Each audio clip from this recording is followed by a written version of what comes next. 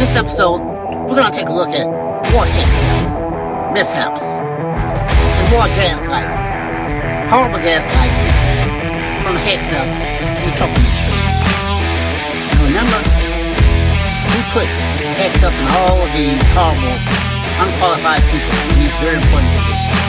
Let's get into it. Multiple sources are telling CNN that a highly anticipated report from the Pentagon's Watchdog finds that the Defense Secretary, Pete Hegseth, could have put U.S. troops in danger by using an app to share highly sensitive military attack plans. A classified report on what has been informally dubbed Signalgate is now in the hands of Congress tonight. The unclassified version of that report is expected to be publicly released tomorrow. And it comes as the already embattled secretary finds himself embroiled in another widening investigation tonight. That one is into the U.S. airstrike in the Caribbean that killed survivors who did not die in the initial strike on an alleged drug boat, but instead as a result of a second one on the wrecked ship that they were clinging to. Members of both parties here in D.C. tonight have said that that strike could constitute a war crime. It's a serious allegation, and both of these events tonight have amplified concerns about the secretary himself, even from some prominent Republicans on Capitol Hill. On the Signal front, you may remember it was a huge story when someone on a group chat of top government officials mistakenly added a reporter as they were talking about an imminent U.S. attack in Yemen. The secretary responded tonight by posting, quote, "No classified information, total exoneration, case closed." But Secretary Hegseth's messages included material from documents that were marked classified at the time. And while he has the power to declassify information, of course, we have not seen evidence that he did. The secretary's real-time tracking on the Yemen mission, however, offers a pretty stark contrast to what happened with the boat strike that happened months later. Secretary Hegseth says that he stopped watching the live feed before that second strike was ordered to kill survivors. And when President Trump was asked today if he believes that anyone should be punished for targeting survivors, this is what he said from the Oval Office. If it is found that survivors were actually killed while clinging onto that boat, should Secretary Hegseth, Admiral Bradley, or others be punished? I think you're going to find that this is war, that these people were killing our people.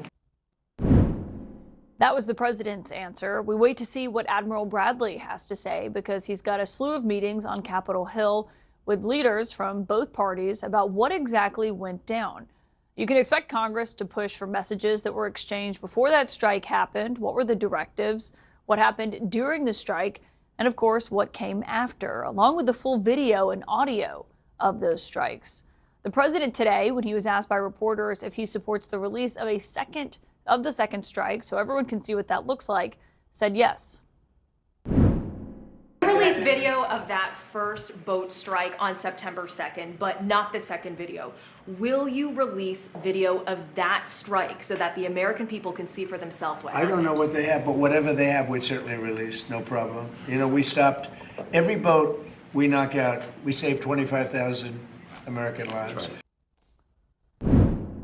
And I'm joined now by Republican Senator Tom Tillis of North Carolina. And thank you, Senator, for being here. Welcome to The Source. Thank you. When it comes to this Inspector General's report, the conclusion is that, in part, that Secretary Hegseth did put American forces at risk by sharing this information in a Signal group chat. Do you agree with that conclusion? I agree. Anytime you release mission set information before the strike, you run that risk. And thank goodness that we did not tarnish one of the most extraordinary precision strikes in recent history, because it could have been that way. And so, yeah, you got to be tight on that sort of information. That's a force protection issue. It's a mission critical piece of information that could have been used by our adversaries to blow those planes out of the sky. You just don't do that. Secretary Hegseth is framing it as total exoneration. Is that how you view this report that came out today? No, I think at some point, just take the learning experience and move on. No one can rationalize that as an exoneration. We know that mission information was outside of the classified setting that it was trusted to be in.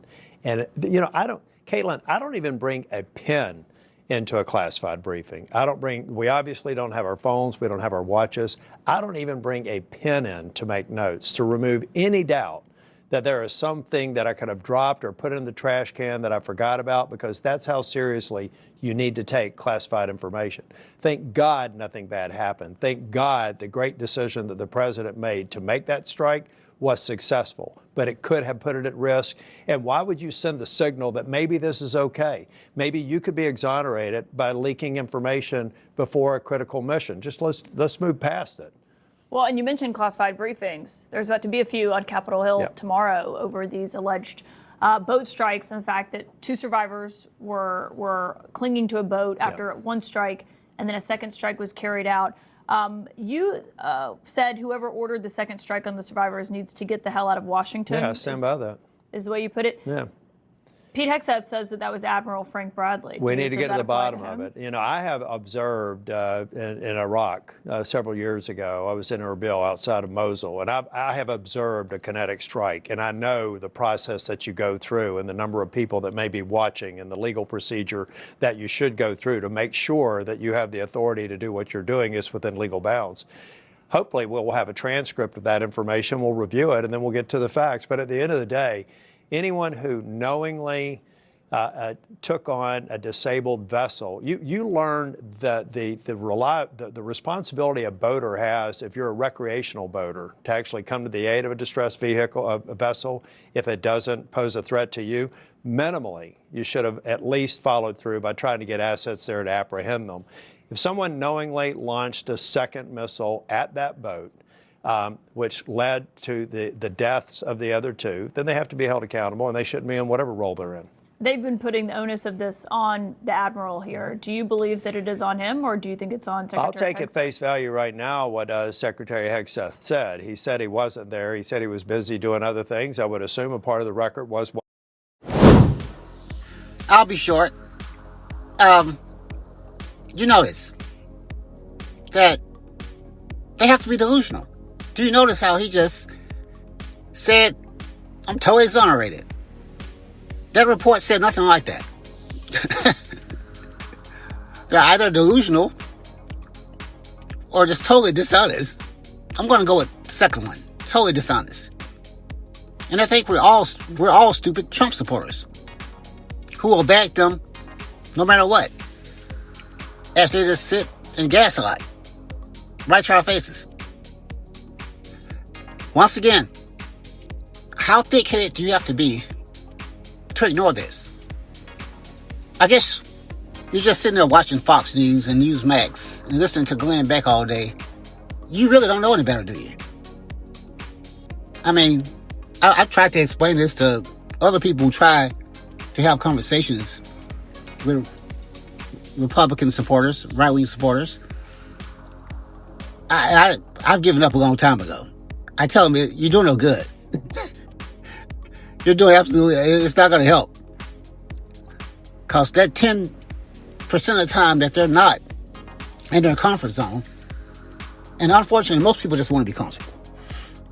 Especially simple-minded rubes who live in the hills of Tennessee or Arkansas, Alabama. Just want to be comfortable. So 90% of the time, that's who they're around. So they're going to agree with the people around them.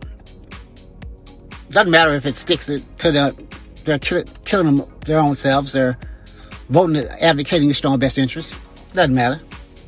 They're all comfortable getting it stuck to them, getting their benefits taken, no health insurance. The farming is gone. The farm is dead. And they're still supporting and making excuses for these people, for the Trump administration. I tell people who try to argue with these people, you're doing no good. It's not going to help.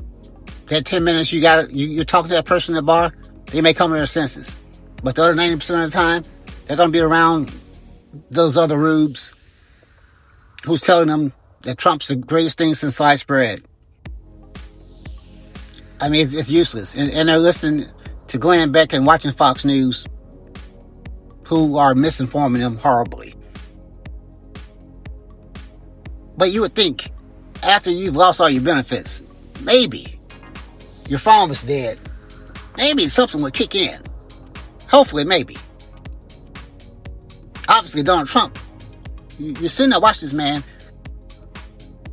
who couldn't possibly care about this country. He's putting Pete Hegseth in charge of our military.